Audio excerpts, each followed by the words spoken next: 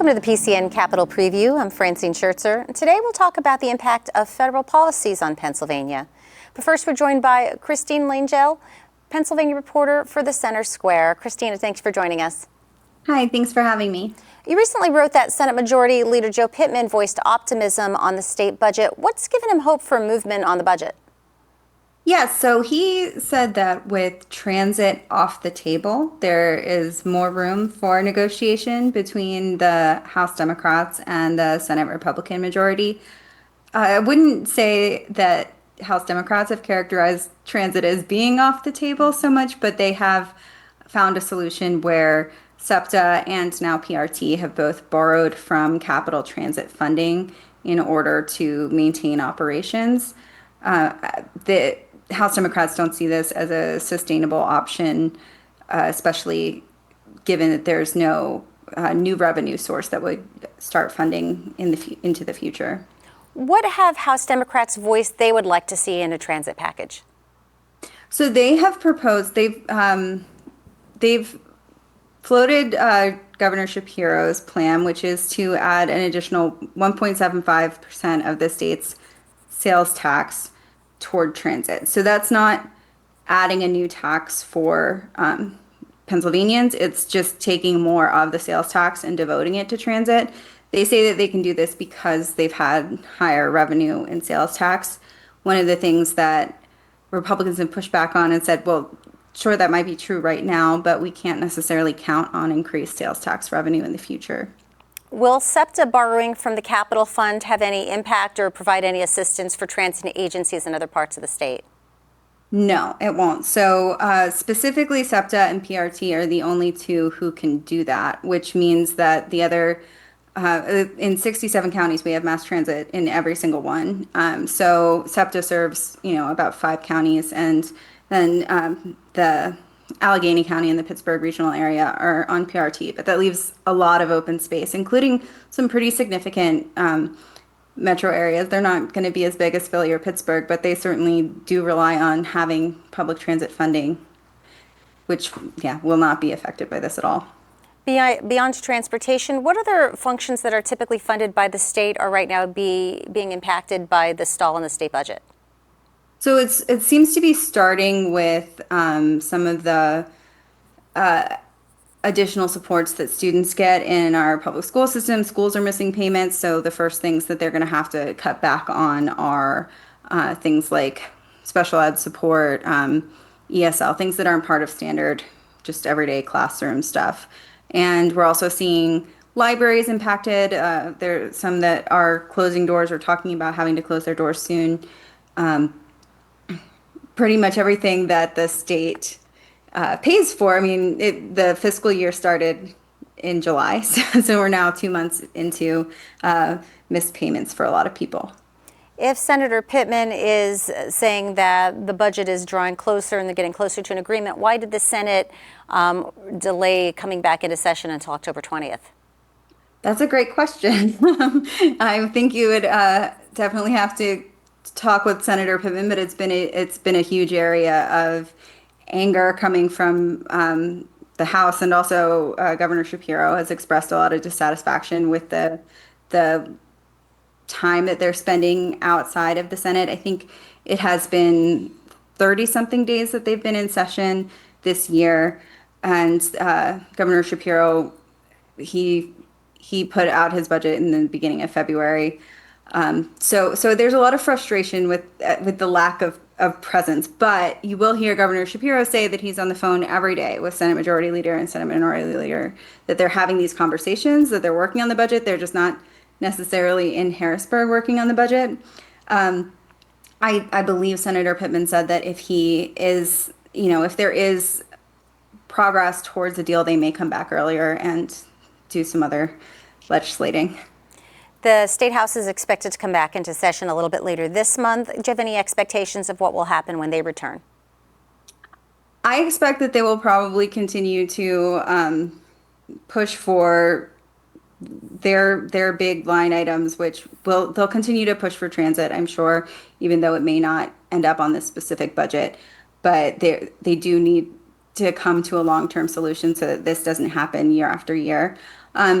There are definitely other issues that I know are a priority. We're still working out some of the kinks with education, charter schools, things like that, that I know it's a big item for Republicans wanting more funding towards school choice. So uh, we might see some movement there. But it's kind of, yeah, it's definitely been a long stalemate. So so we'll see. At this stage in the game, how would you describe the tone of the relationship between the caucus leaders and the governor? I would say that the governor tries to maintain the position of, working together with this divided legislature, and that it's a tough job and that they need to come to a consensus. But you've definitely seen the patience wearing thin as time goes on. There has been a lot of animosity on both sides saying, they're playing politics with this. But that argument comes from both directions. So it's definitely been something where they'll come together and say that they're working together, and then you'll see social media posts and things like this that, show that underneath they're not too happy with the situation. We've been speaking with Christine Lengel with the Center Square. Thank you for joining us this morning.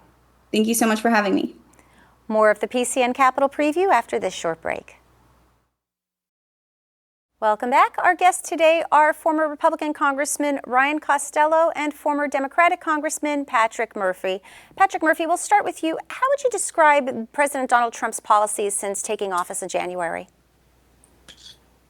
Well, Francine, thanks so much for having me. Like all Americans, listen, he's our president, and I was hoping for the best. But between the tariffs that were just ruled unconstitutional and that are really a tax like the American people, from running these lower prices, and prices are going way up, and electricity bills look like they're going up 10%. I mean, we need to work for working class, everyday Americans, and not just the top 1%. And I think he saw that with the big, beautiful bill that he worked so hard to pass, that really gives tax breaks to the wealthiest among us. And at a time when we can't afford it, a time when our national debt is $37 trillion. I mean, I have two young kids, Francine, Maggie, Murphy, and Jack. And, it's immoral that we're passing on this debt to them. We got to do a better job, come together as Democrats, Republicans, to move the ball forward. Ryan Costello, your thoughts on the policies of this current administration?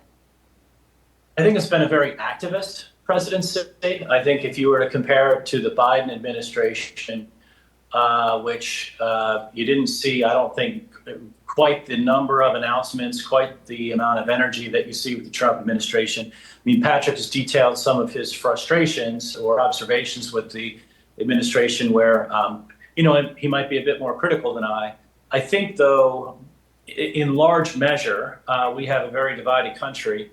And there is approximately 50% of this country that is somewhat or quite pleased with this administration's policies. And interestingly, a data point amongst independent voters, and Patrick and I both represented very middle of the road districts where you don't just get all Republicans to support you, don't just get all Democrats. You got to kind of navigate and not bob and weave a little bit, but make sure that you have all your ears open and your eyes open.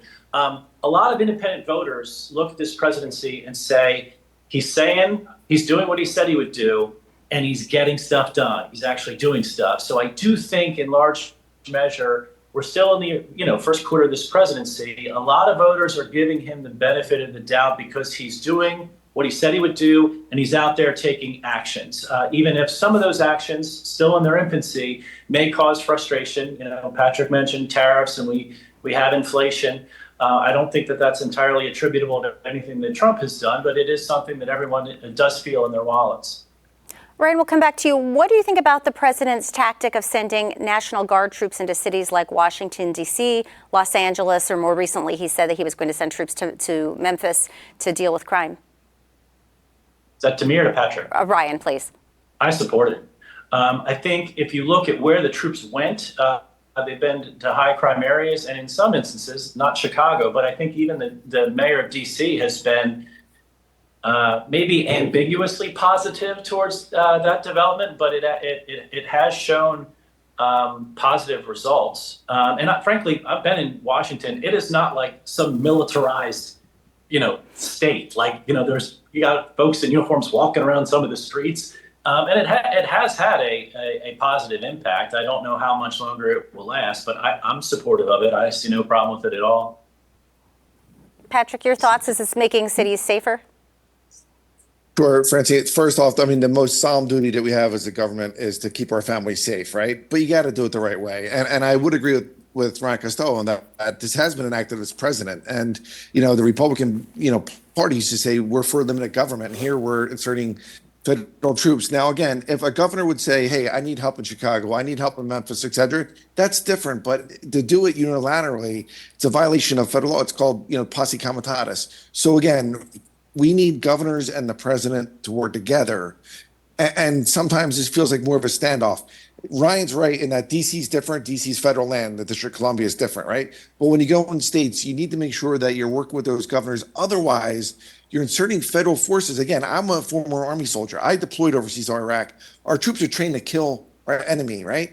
They're not there for police functions, but they can do it in support, auxiliary support of our law enforcement. But there's no doubt we need to crack down on crime. We need to do what we can to keep our families safe. Who ultimately has the authority to police municipalities?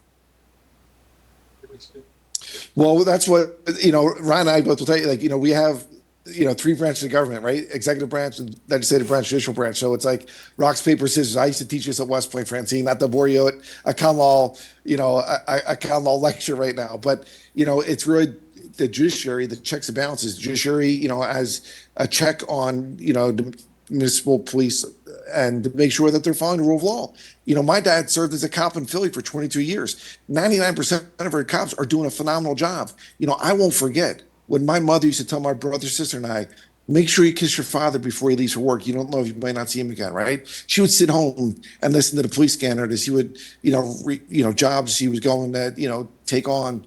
And, our law enforcement needs to understand that they are supported by our government, by our people, as long as you're doing the right thing. And if you're not doing the right thing, if you're not treating people with dignity and respect, it barely happens. But if it does happen, that we all come together and we hold people accountable for doing wrong, whether they're police, civilian, elected official, etc. Yeah, I think on jurisdictional grounds, obviously, municipal police powers are vested with municipal police departments. There are times when the state police come in because of manpower and because the issues kind of transcend what a municipal police department is capable of. In this instance, the president has said, I am using my emergency police powers due to primarily immigration. It will lead to litigation due to immigration. But there again, and I can respect that there may be a difference of opinion on this, but ultimately a lot of Americans support what the president is doing because it's viewed through the lens of there's still a lot of crime there. And we have big city mayors that have not taken a very aggressive, assertive approach to ridding urban areas of crime. And so there again, while there's going to be probably, I think, some jurisdictional debates over the extent to which he's allowed to do it without the invitation of a mayor, what he's doing is, I think, perceived largely positive across this country. One last question on this issue. Earlier this month, Governor Josh Shapiro said that he is preparing for the possibility of federal troops being sent to Pennsylvania. What's the likelihood of that happening, of National Guard being sent to police a Pennsylvania city like Philadelphia? I'm sorry. Okay, I got it, Ryan. I was going to say, probably somewhere between 25 and 50%. That's what I would say. Yeah, I think this is one of the shining moments in Pennsylvania history. Here you have obviously a Republican, state senate, a Democratic governor, and they seem to be relatively working together. Now they haven't passed the budget, but I think they're close. But Francine, what you're seeing though is other leaders, people like the mayor of Philadelphia, Cheryl Parker, who is saying, "Hey, listen, I am here of our 1.5 million citizens, and I'm going to crack down that criminals have no place here. You got to act the right way. And she's working hand in glove with the governor, who's the former attorney general, to do just that. And then even the current attorney general is Republican, Dave Sunday, right? So you're seeing crime go down in Philadelphia and elsewhere. That's a positive thing. And I get it, Francine. Ryan and I appreciate your covering this because most media just, if it bleeds, it leads. They just want to go negative, negative, negative. And so allowing us to talk about this and talk about the positive leadership that's bipartisan from Governor Josh Shapiro and others is a phenomenal thing to see. Yeah, Patrick hit on a really good point there. Twofold. One, I mean, this governor, he, when he was attorney general, did not always see eye to eye with the DA, Larry Krasner, right? So I think Josh has demonstrated, the governor, has demonstrated his independence on a number of levels. Number two, this president is frankly, you see more of a distinction where you have governors or mayors who are unwilling to accept the help. I think it's actually been very successful in DC because the mayor has had a certain amount of collaboration. And so I think the extent to which the Commonwealth and the city of Philadelphia are affirmatively showing that they're seeking to take matters into their own hands and be more aggressive, the likelihood that the federal government would come in and intervene would be diminished. And so the response of local officials, I think, matters a great deal, which I think is the point that Patrick made, and I agree with. I'd like to shift our focus to the Department of Health and Human Services. Earlier this year, the FDA narrowed their eligibility for the COVID-19 vaccine. What does this mean for Pennsylvanians who'd still like to get a vaccine?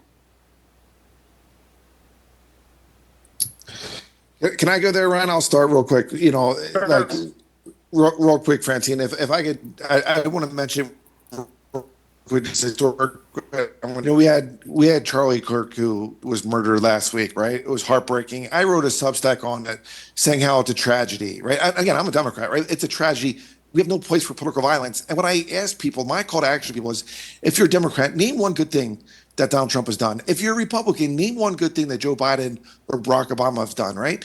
And I said that because when I went through that exercise myself, right? I'm trying to look in the mirror and said, hey, look at what Donald Trump did the first term, Operation Warp Speed, right? He made sure that mRNA vaccine saved tens of millions of lives. Maybe he should have won the Nobel Peace Prize. I look at George Bush. He did what's called PEPFAR. He saved 26 million lives in Africa, right? So again, as a Democrat, I'm pointing to positive things. When it comes to HHS, here, you have a Republican senator in Kennedy who the Secretary Kennedy, but who then basically challenged our HHS secretary and said, hey, listen, if Donald Trump should have gotten a Nobel Peace Prize for saving tens of millions of lives, why are you cutting that same vaccine? So we just got to be smart about it, right? We want to make sure that people have data and control things. But when you make people now go to get a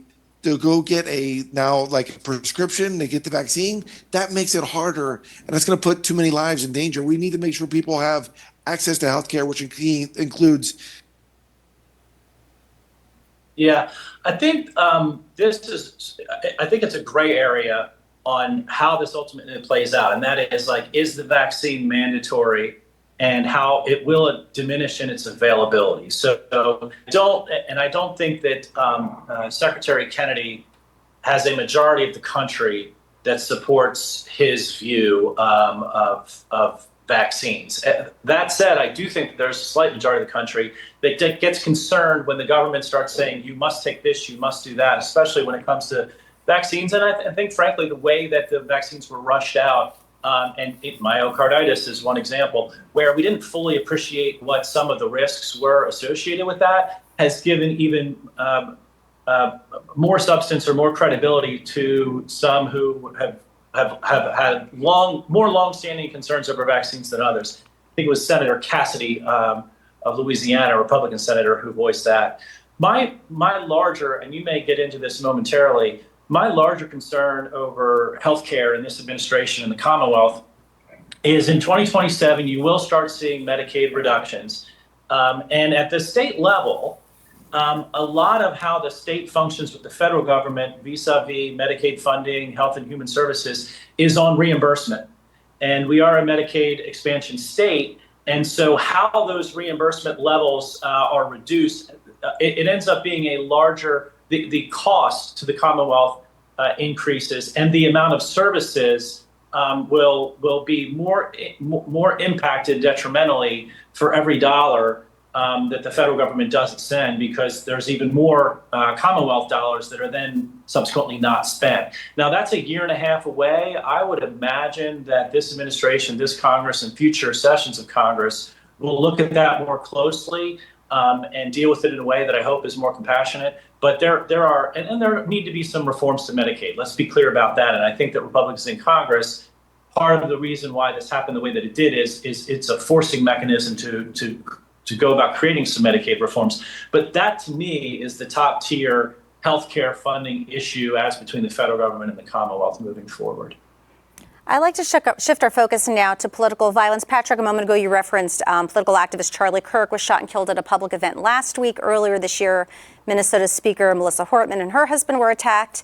And earlier this spring, Governor Shapiro's residence in Harrisburg was set on fire. Is the rate of political violence growing now compared to when the two of you served in Congress?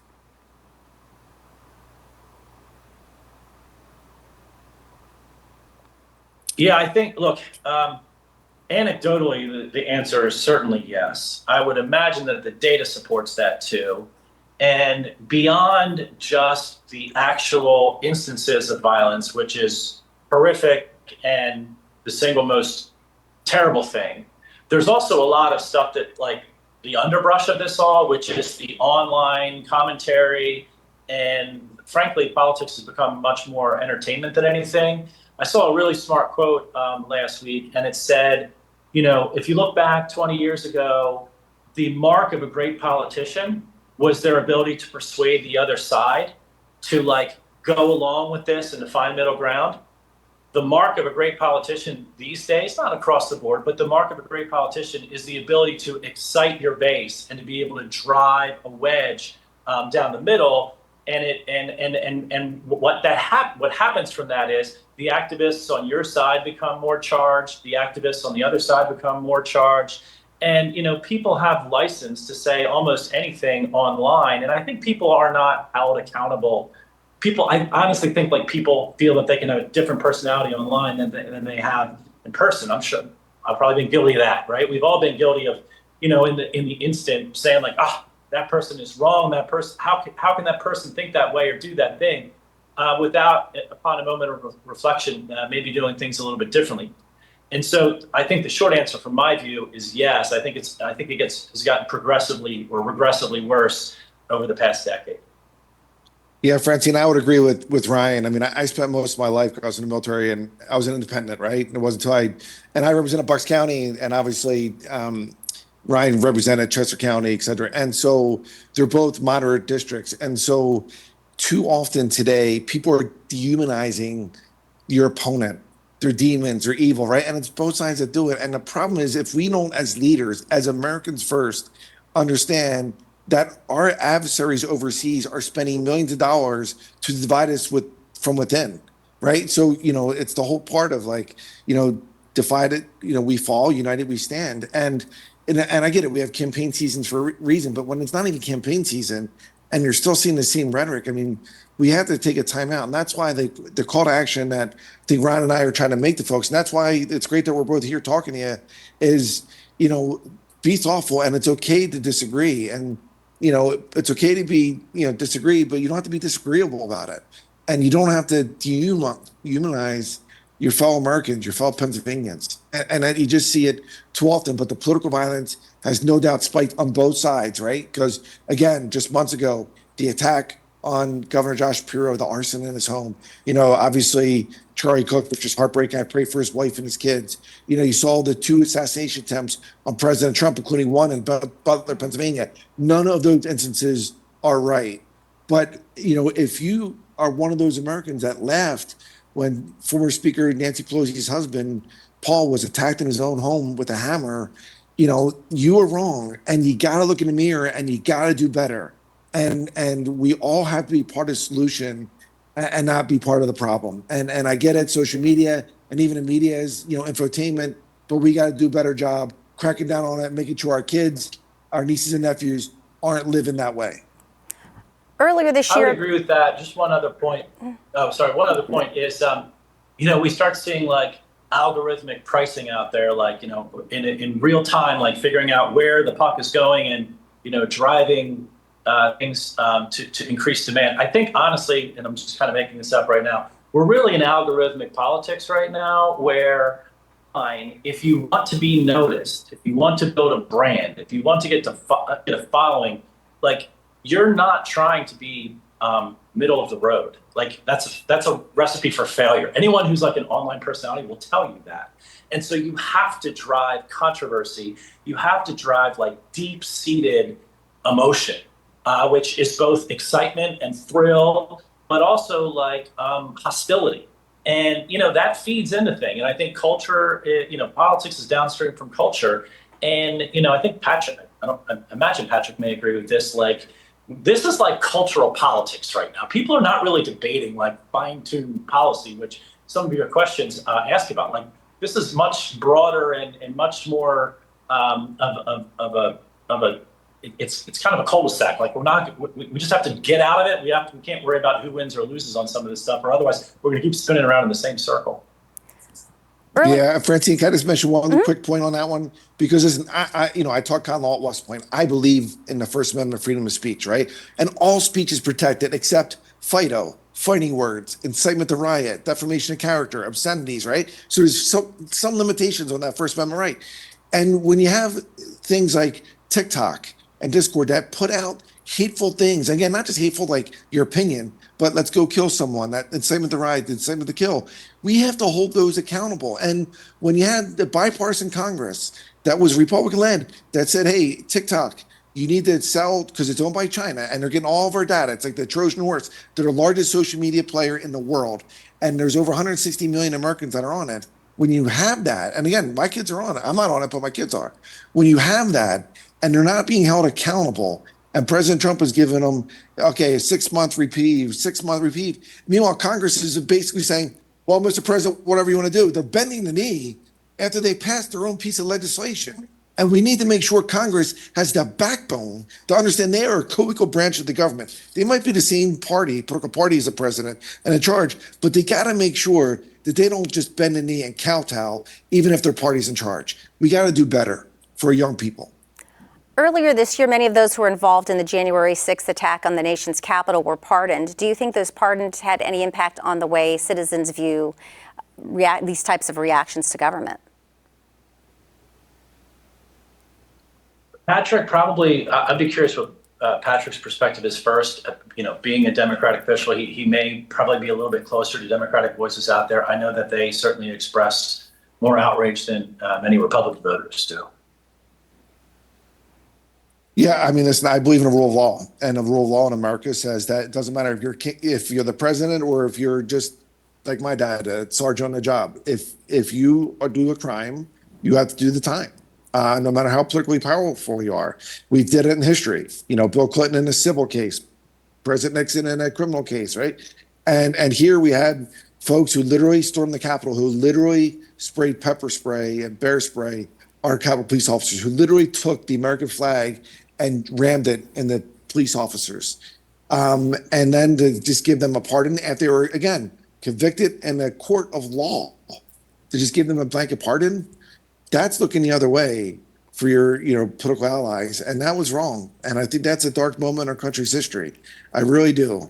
And then, of course, to give the one who, frankly, was told time and time again, stop, and she kept smashing the window trying to get the Capitol. They told her 3 times, man, we're going to shoot you, and they eventually shot her because, she was feet away from, Ryan and I's former colleagues in the House. They were trying to kill them, frankly, right? Including then Vice President Mike Pence, Republican, to give her full military honors. Like, as a combat veteran myself, as someone who lost 19 men in Baghdad, Iraq, that really sits in my crawl, to be honest with you. And again, not for partisan reasons, right? Like, my heart breaks for Troy Kirk. He didn't deserve that. Like, nobody deserves political violence, right? But for someone like that to get $5 million and then to get full military benefits after they were committing a crime on January 6th. I think that's going to be a dark mark in this administration. I really do. Let's give our guests a break while we look at what's coming up on PCN in the next couple of days. On tomorrow's Capitol Preview, our guest will be Christopher Fiorentino. He's Chancellor of the State System of Higher Education. The system consists of 14 universities statewide. He'll be here Tuesday morning live at 9 a.m. On the issues, we'll look at access to vaccines. Representative Tariq Khan explains on Wednesday at 7 o'clock. Also on Wednesday night, On the Issues has Victoria Elliott, CEO of the Pennsylvania Pharmacists Association. She'll talk about pharmacies in Pennsylvania Wednesday at 7:30. On Journalists Roundtable this week, our guest will be Stephen Caruso from Spotlight PA, John Cole from the Pennsylvania Capital Star, and Tom Reese from WESA. They'll tell us about the latest news out of Harrisburg Thursday night at 7 o'clock. Now on to history and culture side of programming at PCN. The Phantom Pennsylvania Turnpike Killer will be explained by author Richard Gazarek on Tuesday at 8 o'clock. It's History visits the National Apple Museum in Biglerville Wednesday at 9 o'clock. A reminder that the public affairs coverage you watch on PCN is now free online. Check out our streaming service, PCNselect.com. PCN is Everything Pennsylvania. We're a 501c3 nonprofit television network that relies on viewers like you. To make a donation, visit PCNTV.com. Let's get back into our discussion. We're looking at the impact of federal policies in Pennsylvania. Ryan Costello, let's come back to you. How would you describe the president's actions on immigration? Needed, and exactly what he said he was going to do. I do believe, though, to be a little bit critical, some of it has been ad hoc. I mean, last week he, ICE raided a Hyundai battery plant in Georgia. And then this week the president said, well, if you're a foreign company and you're bringing your workers here, then you should be allowed to do it. So, which is it? I can't keep up. So, I think that in terms of border crossings, that has completely stopped. I think that's extremely important, and I'm fully supportive of the steps that he's taken, even if it comes across maybe less compassionate than some may wish. But from a economic development, H-1B1, ag worker visa, I think that we're going to have to fine tune those policies a little bit. I don't really think that there's been any reforms, the types of reforms that are needed in order to have the workers here that we need here. So on par, positive, but there are still some areas that can be further improved. Francine, I would agree with Ryan that, you heard me say earlier, the most solemn duty of our government is to keep our families safe. So when it comes to immigration, we absolutely need to have a strong border. We need to know who's coming in and out of the border, right? If you're an undocumented worker that's here, undocumented alien that's here, you commit a crime, absolutely, I agree with the president. Right? You're here illegally, you commit a crime, let's expedite, and make sure we're keeping our family safe, because we've seen too many folks, being looked the other way. But as a nation, we got to remember the majority of the immigrants that are here, they're here, even the ones that are here illegally, are just extending their stays. They were here illegally first, student visa, et cetera, and then they overextended their stays. And to Ryan's point, yes, if you're a legal immigrant and you commit a crime, right away, let's make sure we keep them safe. But to go into the Hyundai factory and get hundreds of folks and arrest them for working, and paying taxes, or trying to get guys and gals, that are at the Home Depot about to do landscaping, that is not the America. I mean, we are a nation of immigrants. I mean, as an Irish Catholic, gentleman, my grandfathers, they lived through the thing where it was Irish need not apply. They lived through that, and so for me, and someone who, again, served with the 82nd Airborne Division in Iraq, but one of the 19 paratroopers, I had 19 of my brothers that were killed in Baghdad. One of them wasn't even a U.S. citizen yet. He was working his way to becoming a citizen. He was just as American as anyone else, Francine. And that's what pisses me off, when you want to demonize people who are trying to earn their way to be a citizen, right? We got to make it easier, to Ryan's point, the right way to do it, right? Crack down on the border, make sure we're doing what we can for the 10 million that are here, undocumented, that we make sure that if they're here and they've been paying taxes and they're good people and they haven't been arrested, give them a pathway to figure this out, right? but make sure that other folks who want to come to our great nation, they do it the right way, and we give access, the right access, right, through the H-1B visas, et cetera, that Ryan already mentioned. And I think that's where the audio doesn't meet the video. It doesn't match up, right? And we could crack down on things, but also do it in a way that makes America number one, the number one economy in the world, and the one military in the world. And I think we're losing the bubble here with this administration. I think they're too hell bent on cracking down and doing the show of force and getting up in their special forces gear and acting all tough, and doing it at the detriment of folks who are like busboy and workers and farm workers, guys and gals.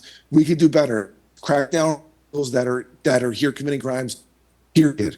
But let's not hurt hardworking families that are trying to do it the right way and trying to earn their citizenship here in our great country. Yeah, Patrick makes some good points. I think, the counter narrative is that there's a deep-seated frustration that when Democrats were in charge, it didn't get done. And in fact, more border crossings increased, and some of, frankly, the National Guard in Washington and elsewhere, you do find immigrants who are here illegally committing crime after crime after crime, and the criminal justice system, there's no accountability for that criminal activity, which is not what Patrick is talking about. Patrick is talking, I think, a much more narrow band of certain workers that are here.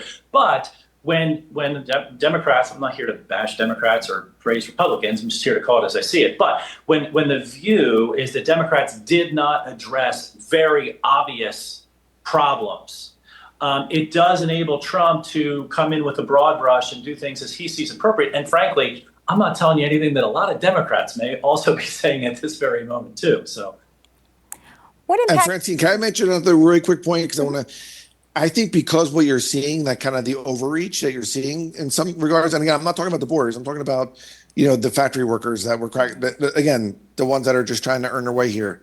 You're seeing other, especially veterans, step up and run for offices like sheriff, right? So you have a guy, Army veteran, C. Kamar in Delaware County, who I think will be the next sheriff there. You're seeing guys like Danny Seisler, again, an Afghan Army veteran who's running for sheriff of Bucks County, who I think is going to beat the incumbent sheriff because he has tied himself way too close to President Trump and going way too far on just hey, we're going to help law enforcement. We're going to be, more active. And it's just, I think people realize that, they've gone too far now again. And I'm really happy that Ryan mentioned that, because him and I are in agreement, like most Americans. If you're here illegally and you commit a crime, see you later.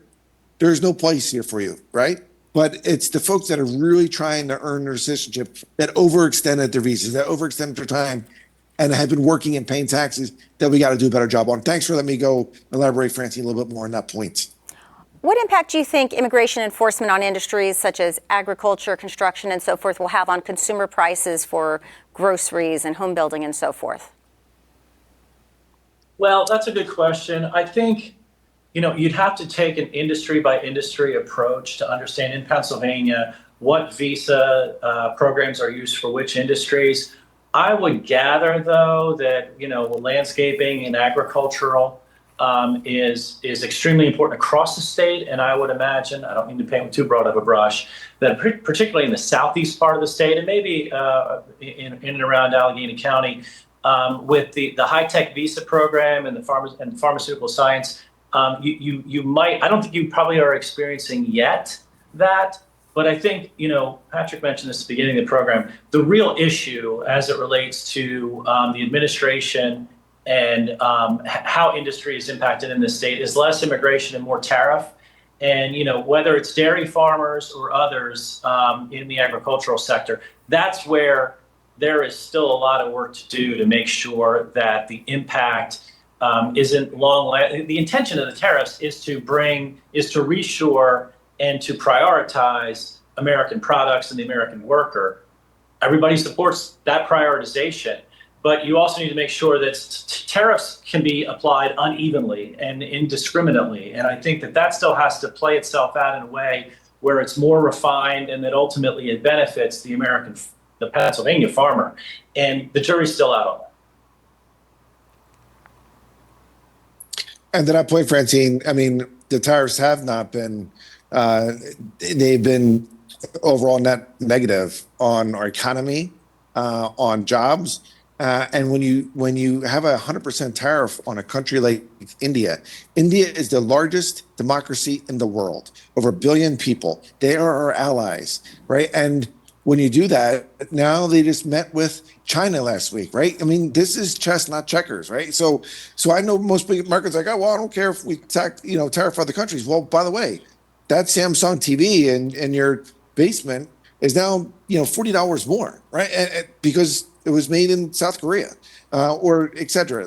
And it just to me, we can't be short-sighted. And a lot of this administration has been like fire, aim, ready. Like in the Army, it was like ready, aim, fire. This has been like fire, aim, ready, and there's yes, this on this, and it's just, I mean, we need presidential leadership, bipartisan presidential leadership, and folks who are going to get after it to make sure we're creating jobs here in America, to make sure we do on-source more manufacturing jobs. But under the first 9 months of this administration, we're on net losing manufacturing jobs, and that is not good for the American economy and our families. Well, the manufacturing jobs are going to take a little bit longer. That's just the nature of how tariffs work. I think in the agricultural sector, I would draw a distinction between the agricultural sector and its impact and the manufacturing sector, which still has to play itself out. And ultimately, the collection of the tariff revenue is quite substantial and has had less of a negative impact than some estimated. So I think the jury is out on some of that. But when you ask the question on immigration and the agricultural sector, I think that there are some issues there that warrant discussion. I think tariffs are a larger issue. But one final point, President Trump is the first Republican to win the state of Pennsylvania. He did it in 2016. He did it in 2014. Since I think it was Reagan in '84.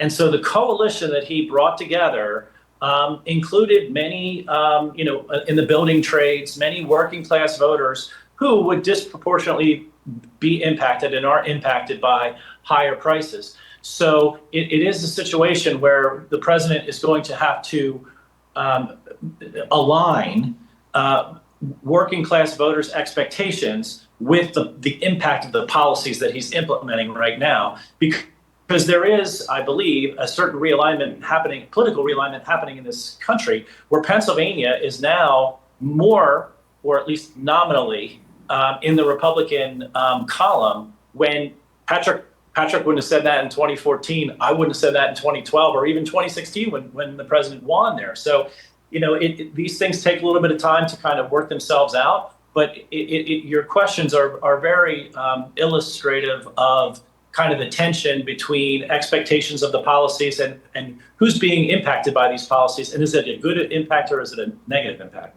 Yeah, and Francine, to Ryan's point real fast, even the tariffs, like the courts have ruled the president, like, hey, you got to work with Congress on this, right?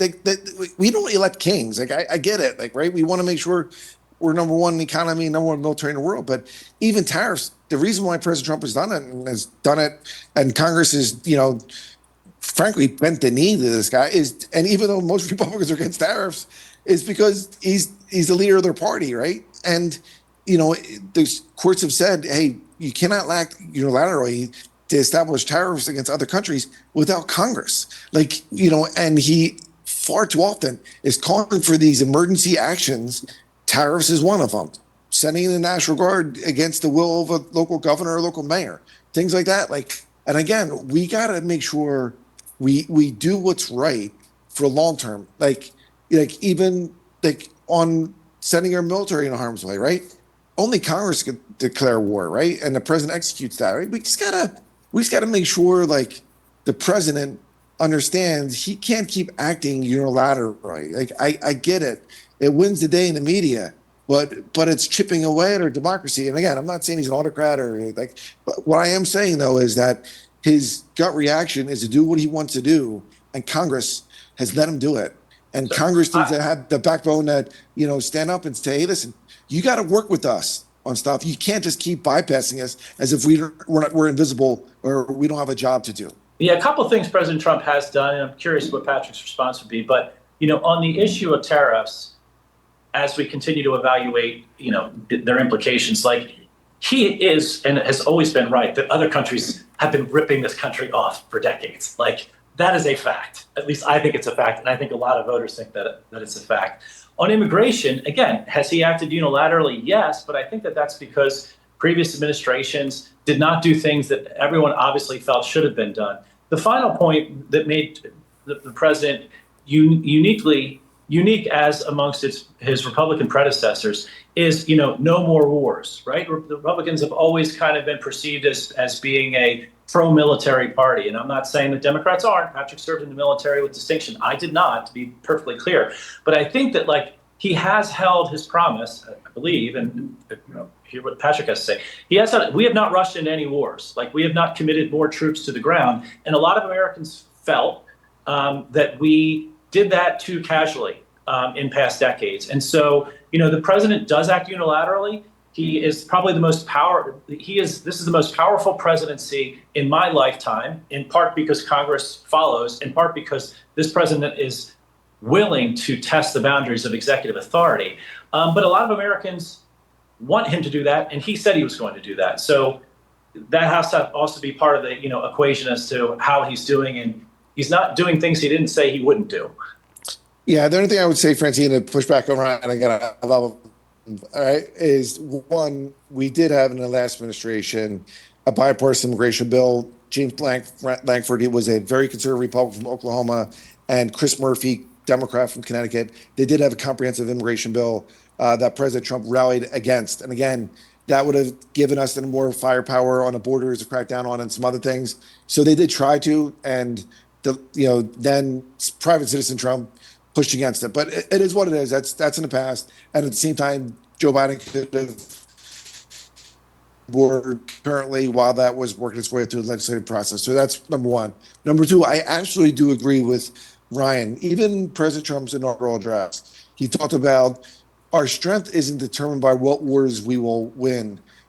It'll be by what wars we don't get into in the beginning, right? America at her best, we are the reluctant warrior.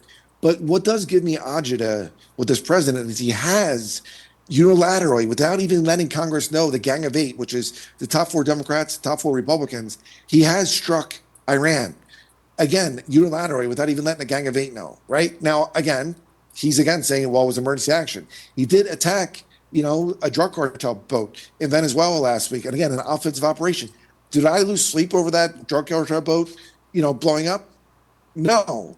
But when you don't follow the process of not even letting Congress know, again, secret meetings of the top eight, that is basically giving the middle finger to a legal branch of government, and they are just taking it, right? So we don't want a Congress to be missing in action. We don't want a Congress to bend the knee because the president happens to be in a political party. We want a Congress of Democrats and Republicans that are going to put our country first, and they're going to work with the president. We're going to make sure that president works with them as well.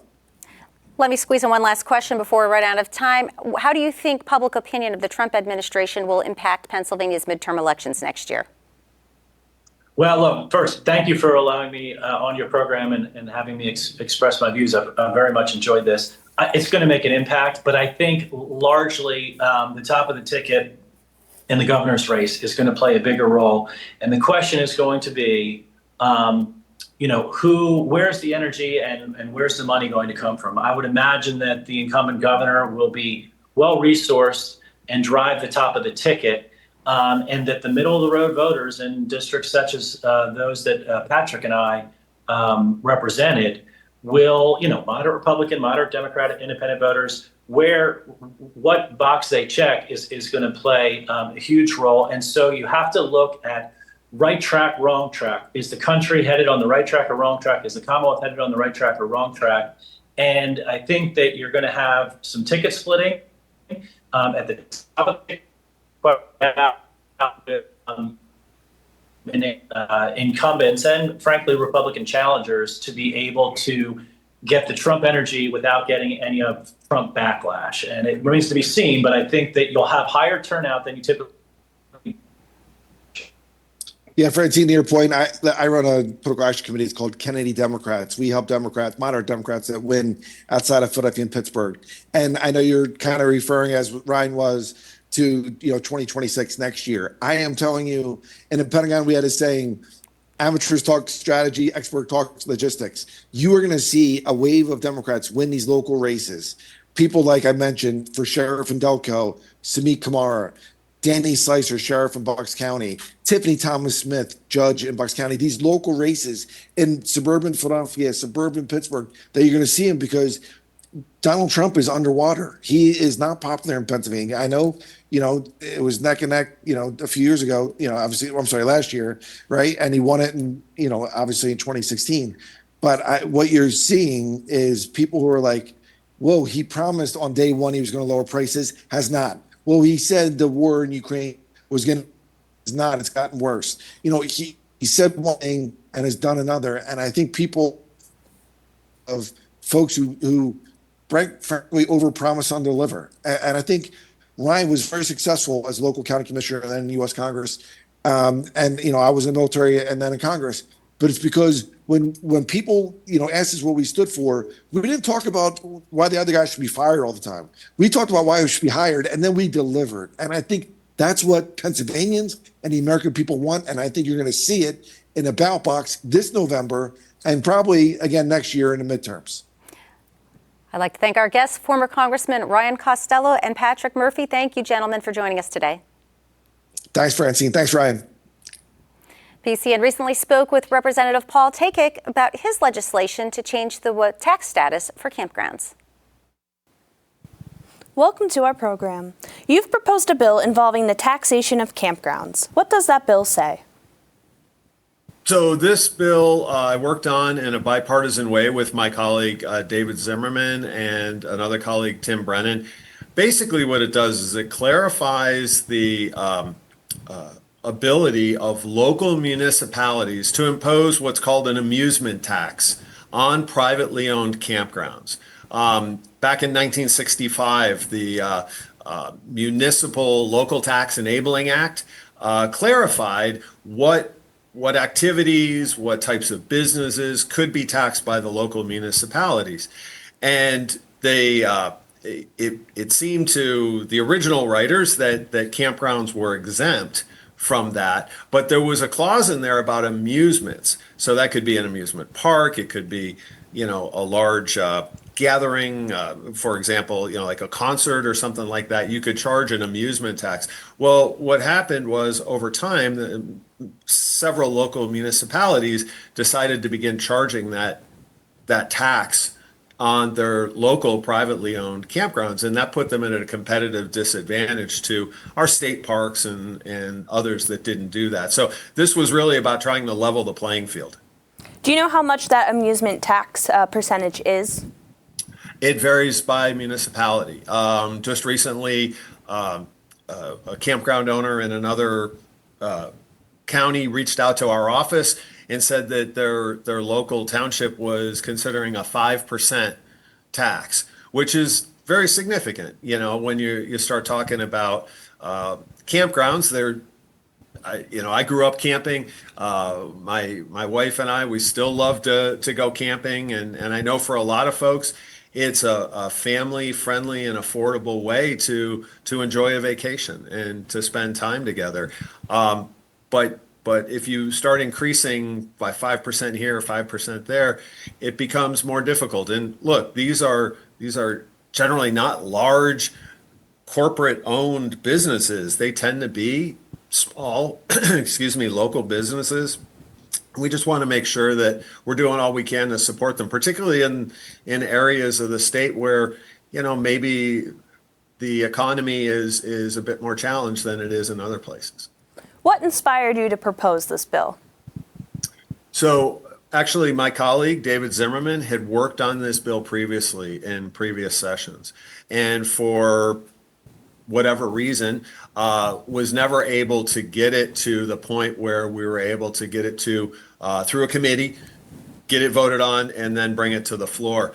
So really, it was he and I working together in order to do this. And I'm really pleased to say that we came out of committee unanimously, and we actually even got a vote of 203-0. It was unanimous on the House. I think it was one of the few that actually gets that kind of treatment in the House. So we were very gratified by that. But it was really his inspiration and some of the other folks who, I have a couple of campgrounds in my district who also mentioned it, which is how he and I initially connected on it.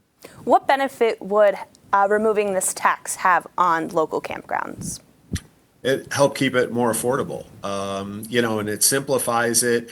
As I said, it levels the playing field. You can imagine side-by-side campgrounds, one in one township, one in the other. One has to pay an amusement tax, the other doesn't. It could negatively impact their business. This is about fairness, the bottom line. There are other ways to raise funds. I came out of local government myself. I'm not a big fan of preempting or telling local municipalities and townships and boroughs what they can do. But in this case, it really was about clarifying an ambiguity in the 1965 law. And, perhaps there's some other pieces of that need to be looked at, but that's for another day. We really wanted to focus in specifically on the campground issue. Lastly, what feedback have you heard regarding this bill? Generally positive. The fact that it came out of the House with a unanimous vote and came out of committee with a unanimous vote. I've had some campground owners reach out to me. Some townships are a little concerned because many of them are struggling financially. They don't necessarily have a large tax base. They don't necessarily have a lot of ways to raise funds. And many of them don't like to be told that they can't do this. They would rather have local control. And by and large, I agree with that. But, I think in this case, there's probably better avenues to do. So while we've heard a few negative things, I think overall it's been very positive. And, I think the Campground Owners Association and the others are appreciative of our efforts. Representative Paul Takak, thank you for your time. Thank you for yours. Take care. That concludes today's show. The PCN Capitol Preview returns tomorrow to discuss higher education in Pennsylvania with the Chancellor of the State System of Higher Education, Christopher Fiorentino. That's tomorrow live at 9 a.m. I'm Francine Schertzer. Thank you for watching.